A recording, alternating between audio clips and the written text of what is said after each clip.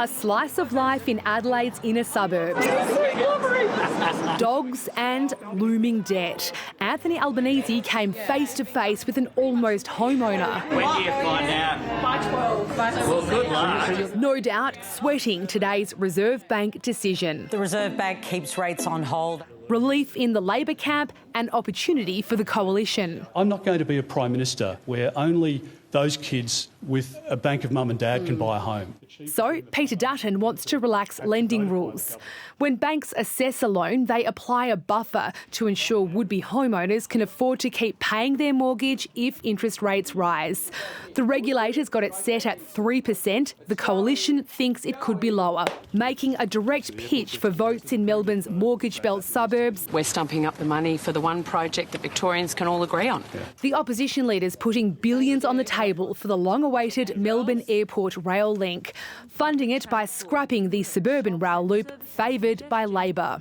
Jacinta Allen, Anthony Albanese and the CFMEU joined at the hip on breaking that cabal up. In South Australia, with the $150 million cheque for a new health centre at Flinders University, Anthony Albanese confronted another external event looming over this campaign. They've been in the news lately, haven't they? Ahead of Liberation Day, Donald Trump's trade supremo has Australia firmly in the crosshairs, expanding a list of grievances with perceived Australian trade barriers. The big three, pharmaceuticals, news bargaining code, biosecurity. I will stand up for Australia's national interest. I agree with the Prime Minister's position. But in a contest over who's best placed to manage global uncertainty, Peter Dutton took aim at the Prime Minister for playing down the presence of a Chinese research ship steaming off Australia's south coast. It is unbelievable that the Prime Minister can't explain to the Australian people what is happening here. The campaign was always prone to be shaped by events neither side can control.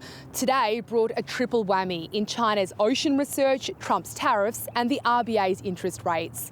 These issues can inflict a heavier hit when there's little of domestic substance to debate. On that, Peter Dutton has all but conceded his policy cupboard so far is as bare as his critics lament. I don't think you've seen anything yet. The only person who thinks it's a slam dunk is the bloke who's measured up the curtains at Kirribilli House.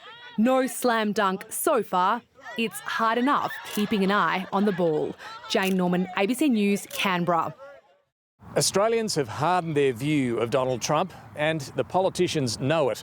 3 weeks ago, Peter Dutton sought to blame Anthony Albanese for the first round of tariffs. He said he would absolutely do a deal with the Trump administration.